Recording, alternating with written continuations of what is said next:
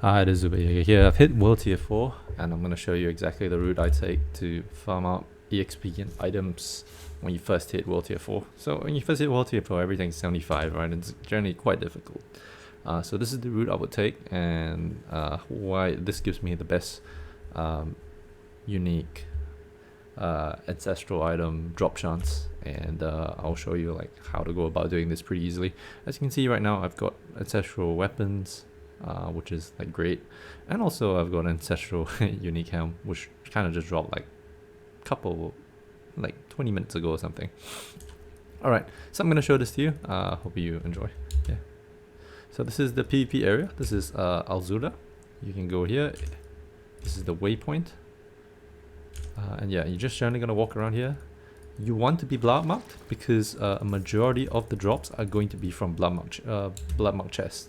Right, these chests will only be available for you if you are blood marked, so they have a pretty decent drop chance.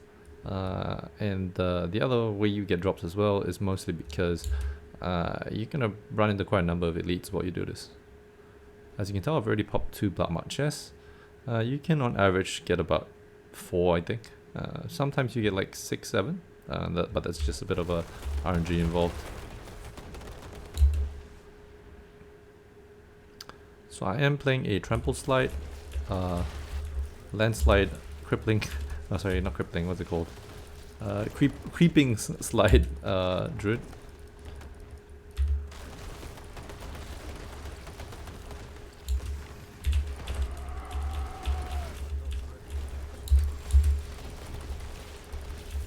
As you can tell, damage is pretty good. Tankiness is not there yet, but this is to be expected because I don't really have that high in armor or damage reduction. I'm still using mostly like not even ancestral armor. I think I'm using like mostly either sacred. Some of my armor pieces not even sacred at all. But yeah.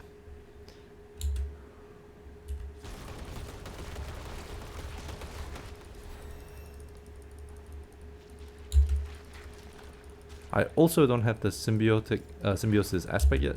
That will give me quite a bit of cooldown reduction on my trample. Okay, this is the 3rd chest.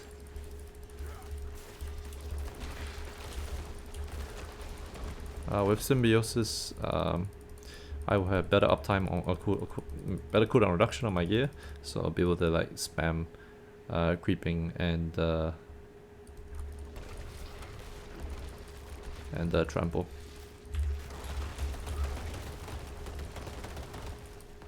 Okay, this is 4th chest. First ancestral item from the 4th chest.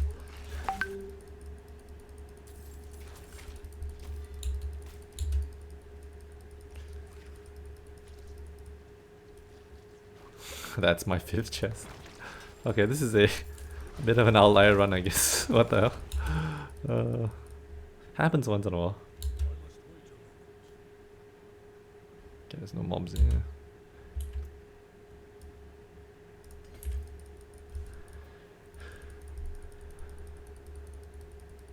I'm not gonna show the build, by the way, just because this works on any class that can clear this.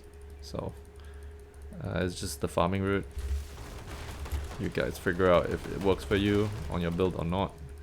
I'm not the judge of that. Alright. Okay. We've moved past the enjoyable part of this map. The top side is the most enjoyable because it gives you quite a bit of EXP and this because of the spiders.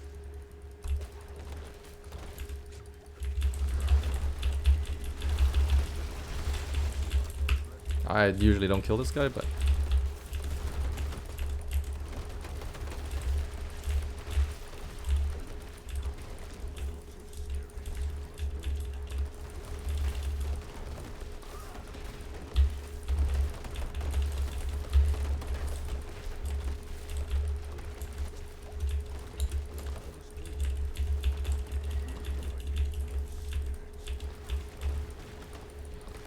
I just needed the Whispers of the Dead. So I did this. But normally I wouldn't. I'll just skip him. Don't think he's that important. I mean, if you want shards, yeah, sure. But Shards are not the primary reason why you're here. You're mostly here for the black mark chest.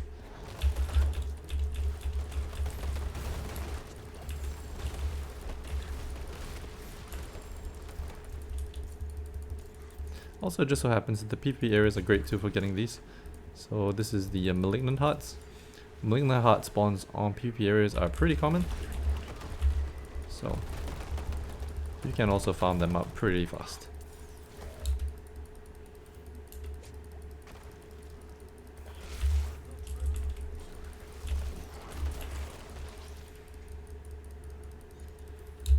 Okay, we're going to the less enjoyable part of the map, because this is where you have the bugs that shoot those stupid, what do you call it?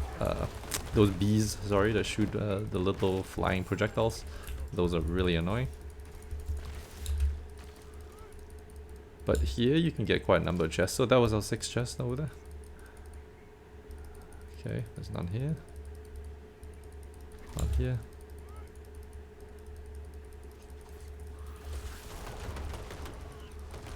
So these hornets are really annoying.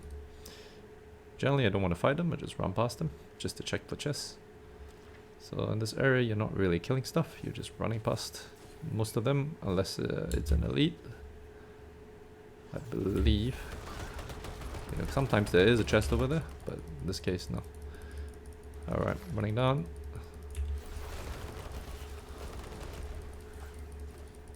The last area I'm checking is over here. So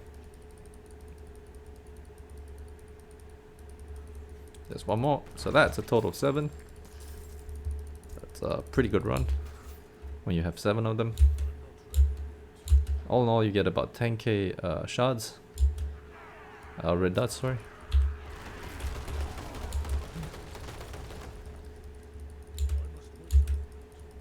The last area you check is here. So you can get potential of 7, I think, max on average. But on average just I think like 5. So what you do is you turn them in. So that's just all the red dust I have. I would just AFK here and alt tab and do something else. Usually I just look through my gear and then mark, you know, junk. I don't quite care if another player comes in. That's perfectly fine. It's not a big issue for me. Yeah.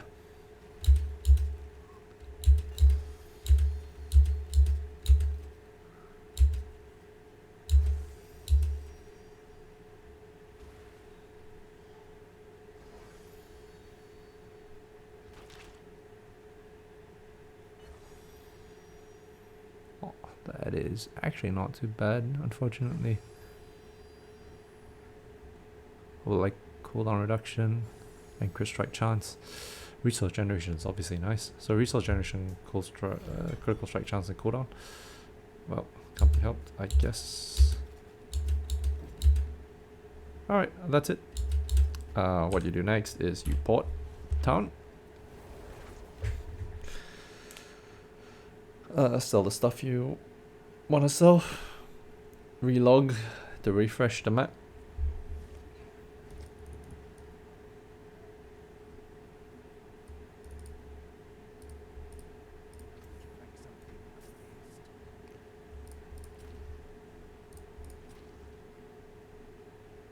Actually, this is sacred, isn't it? Yeah, it's sacred. Ah, whatever. I'm gonna sell it. Don't think it's worth keeping. Alright, so what you do is you go here, you relog, join back again.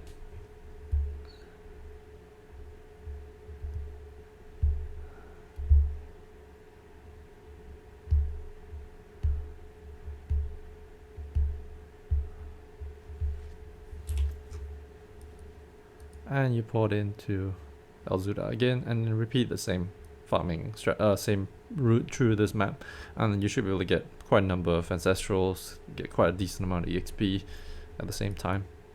Alright, hope you enjoyed this guide for leveling from 60 to 70, especially if you hit world tier 4.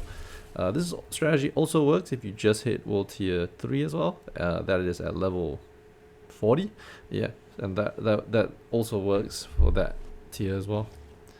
Alright, once you hit about 70 or so, you should just be able to run on normal dungeons, hell tides, nightmare dungeons, etc.